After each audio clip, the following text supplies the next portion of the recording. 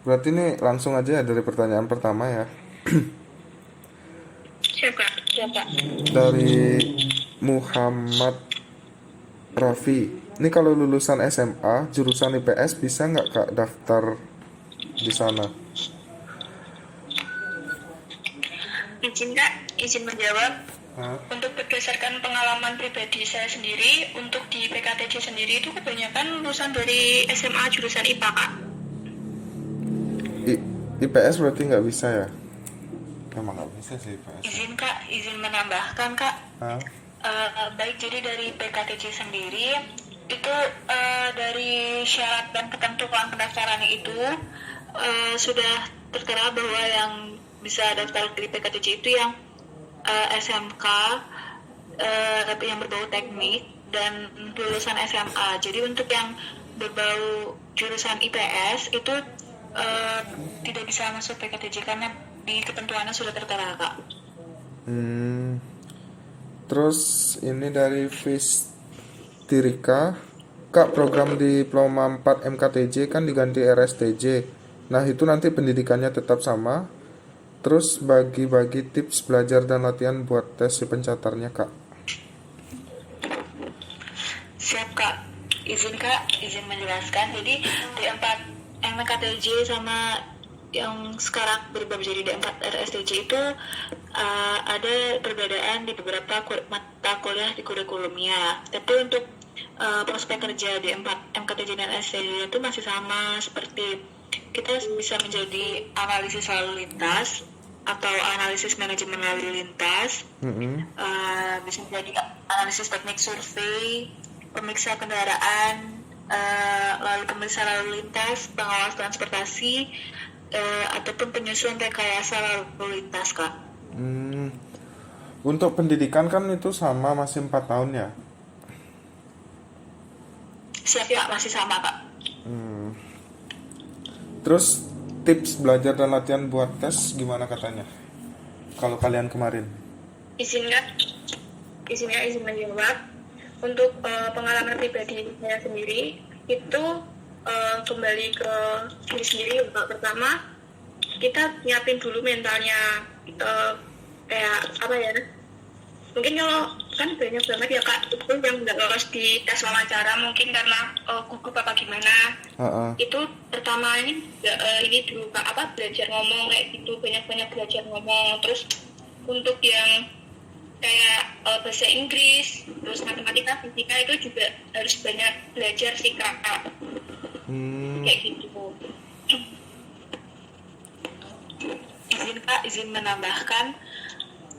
Ha-ha. Jadi menurut saya cara belajar persiapannya itu kita harus memiliki banyak referensi dulu dari berbagai sumber, karena kan sekarang juga udah tersedia banyak fasilitas yang mendukung, baik itu dari YouTube, internet, dari Instagram, dan grup-grup pencetak lainnya juga yang menyediakan soal. Jadi kita harus terbiasa latihan soal dulu untuk bisa menjawab pada saat tes nanti, seperti itu Pak. Hmm. Nah, terus apa namanya? Kalian sebenarnya tahu info ini dari berapa lama sebelum tes?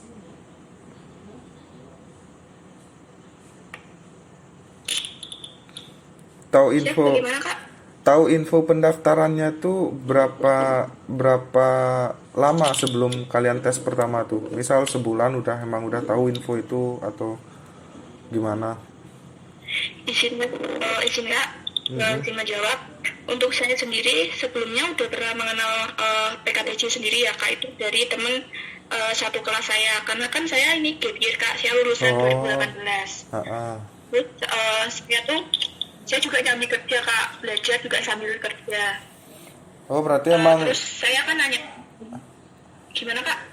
emang udah niat terus persiapannya cukup lama juga. Ya kurang lebih ya 1 tahun itu Kak. Terus saya Hmm. kan juga bisa tanya-tanya di teman saya yang sekarang jadi cutting saya itu Kak. Hmm. Terus Oh. nanya-nanya, Mm-mm. saya searching juga, terus lihat YouTube dari kakak juga. Selaku kan kakak juga dulu kan alumni situ juga ya Kak. Terus Mm-mm. saya belajar banyak dari situ, kayak gitu sih Kak. Terus di sini ada lagi dari Arif, seleksi tes yang banyak menggugurkan peserta selain dari tes SKD, tes apa aja? Siap Kak, izin menjawab. Jadi dari pengalaman saya mengikuti tes psikiater tahun lalu, jadi banyak sekali yang selain gugur di SKD, banyak juga peserta yang gugur di psikotes Kak, menurut saya Kak. Karena di psikotes sendiri itu yang saya lihat saingannya itu berkurang banyak di psikotes dan SKD Kak. Sekian. Psikotes dan SKD. Kalau kesehatan berarti Siap Kak. tidak terlalu ya? Izin menjelaskan. Jadi untuk yang di kesehatan itu kan pengumuman tes kesehatan semata dan wawancara itu digabung pada saat pantuhir langsung. Jadi kami jadi menurut saya sendiri kurang tahu siapa yang kurang di kesehatannya yang mana atau kurang di wawancaranya yang mana, karena pengumumannya itu langsung jadi satu di pantuhir Kak, seperti itu. Berbeda dengan tes psikotes dan SKD yang pengumumannya bisa dibilang sendiri-sendiri, seperti itu Kak. Oh, oke. Terus sekarang dari Merlangga nih. Tanya tentang lebih spesifik prodi yang ada di PKTJ, sama tentang gimana pendidikan di sana, terus prospek setelah lulus bagaimana? Mungkin kamu bisa jelasin yang baru, Pak. Ini aja ya, yang baru, yang nama barunya prodi. Kakak juga masih belum familiar nih sama nama prodi baru di sana. Izin menjawab. Untuk prodi D4 MKTJ sekarang itu berubah menjadi D4 RSTJ, yaitu Rekayasa Sistem Transportasi Jalan. Untuk prodi pendidikan D4 TKO, yang dulu TKO sekarang berubah menjadi TRO, jadi Teknik Rekayasa Motif. Dan untuk prodi pendidikan D3 PKB sekarang berubah menjadi D3 TO, yaitu Teknik Otomotif. Seperti itu Kak. Untuk prospeknya kira-kira kalian kan Polbit pusat nih. Siap Kak. Otomatis kalian tahu penempatannya kan di akhir kan setelah lulus, bukan di awal. Siap Kak. Kami tahunya nanti SK terakhir waktu lulusnya itu Kak. Sejauh ini ada info nggak terkait SK tuh? Apa masih pendidikan aja terus? Siap Kak, masih belum tahu Kak. Jadi kami masih jalanin pendidikannya dulu Kak. Oh, berarti terkait kejelasan kalian langsung CPNS itu juga belum ada info ya? Siap, belum Kak. Terus di sini juga ada pertanyaan dari Sandi, kalau PKTJ itu nanti auto langsung masuk ke Kementerian Perhubungan atau enggak? Izin menjawab. Untuk pola pendidikan sendiri yang ASN itu bisa masuk di Kemenhub, BPTD, Dinas Perhubungan atau Kementerian Kak. Atau bisa juga di tempat juga bisa Kak, seperti BUMN, BUMD, terus Transjakarta seperti itu Kak, atau yang lain. Terus untuk jurusan di PKTJ yang menurut kalian peluangnya lebih besar yang mana? Siap Kak, izin menjelaskan. Jadi menurut saya peluang yang paling besar itu ada di PKB Kak. Di jurusan D3 PKB atau yang sekarang D3 Teknologi Otomotif atau TO, karena kuota pada saat 2019 kemarin yang kuota paling banyak itu di jurusan PKB atau TO Kak. PKB atau TO. Pesaingnya banyak juga nggak? Siap Kak. Siap Kak. Menurut saya pesaingnya juga banyak Kak. Tapi peluangnya juga lebih besar karena kuota. Siap Kak, betul.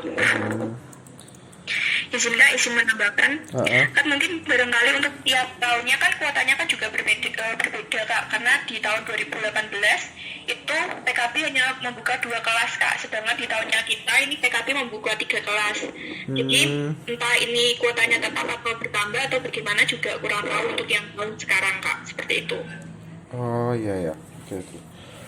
Terus dari Mursyid nih, Kak, apakah seluruh sekolah kedinasan punya asrama? Kalau tidak, mana aja? Nah, di sana kalian dapat asrama kan? Itu sekamar berapa orang? Siap Kak. Siap Kak, izin menjelaskan. Jadi di PKTJ sendiri itu ada 2 kampus, yaitu kampus 1 dan kampus 2. Dan pola di PKTJ itu juga pola asrama. Untuk di kampus 1 sendiri, itu satu kamarnya terdiri dari 4 orang, sedangkan di kampus 2 itu satu kamarnya dihuni oleh 2 orang Kak. Oh ya, masih tetap berarti kayak dulu ya. Siap Kak. Terus di sini dari Mustafa, suka duka di PKTJ apa katanya? Izin menjawab untuk sukanya, kita lebih banyak teman ya Kak, karena di asrama itu kan prinsipnya adalah kekeluargaan Kak, di kampus juga seperti itu. Jadi misal nanti ada apa, kita juga menyebutnya bareng-bareng kayak gitu Kak. Kalau misal kita kuliah biasa kan cenderung ke individual ya Kak, seperti itu. Berarti lebih banyak dapat sukanya ya dibanding dukanya. Iya Kak. Merasa banget nggak sih masa-masa peralihan dari SMA yang mungkin memiliki kebiasaan ya bisa dibilang malas, terus sekarang peralihan ke Taruna dari A sampai Z, dari bangun tidur sampai tidur lagi diatur tuh, ngerasa nggak perbedaannya? Iya. Siap Kak. Saya Kak merasa. Ngerasa. Izin menjawab untuk pertama kali kan jelas pasti kayak kaget gitu loh Kak, dengan semuanya serba diatur seperti itu. Tapi kan kembali lagi untuk tujuan awalnya kan sebenarnya ini juga baik buat kita lebih mandiri seperti itu Kak. Tapi dapat perubahan kan, lebih ke hal yang positif lah. Siap dapat Kak.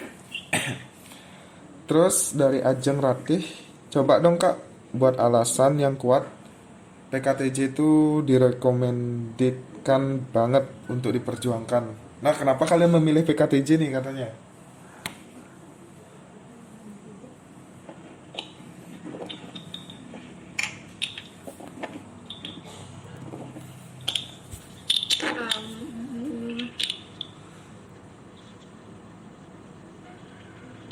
Ada alasan yang kuat kenapa kalian milih PKTJ?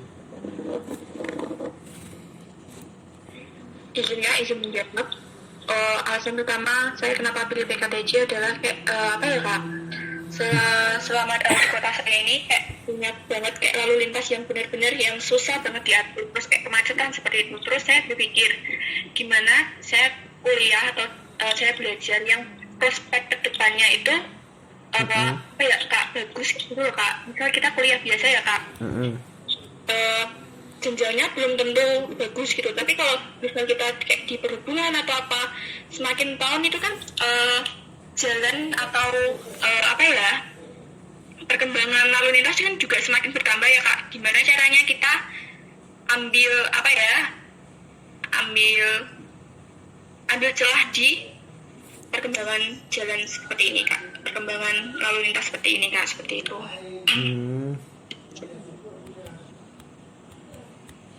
Terus ini sih udah tadi dijawab mengenai apa namanya prospek. Kalian di sana ada reguler kan, itu cuma di TKO ya kemarin kalau nggak salah dibilang sama Suci. Siapa? Cuma TKO ya yang reguler. Siap Kak. Untuk di 2019 hanya TKO yang jalur reguler Kak. Nah ini nih dari Rifki, kegiatan yang dilakukan selama belajar di PKTJ Kak. Kuliah berapa kali sehari? Siap Kak, izin menjawab untuk jadi dalam satu buku ada 2 mata kuliah Kak. 2 mata kuliah normalnya tuh. Siap Kak. Siap. Pernah nggak kuliah malam gitu? Siap Kak, izin dulu. Ketika mendekati ujian UTS atau semesteran seperti itu kan terkadang ada jumlah SKS yang kurang Kak, mata kuliah yang kurang jam atau gimana, itu dialihkannya ke jam malam Kak, seperti itu. Oh, berarti masih sama kayak dulu kakak sistemnya mendekati ujian, ada yang dirapel kayak gitu. Iya Kak. Ini Siap Kak. dari Melia penjelasan tentang setiap prodi prospek ini udah. Terus kisi-kisi PKTJ kemarin kamu untuk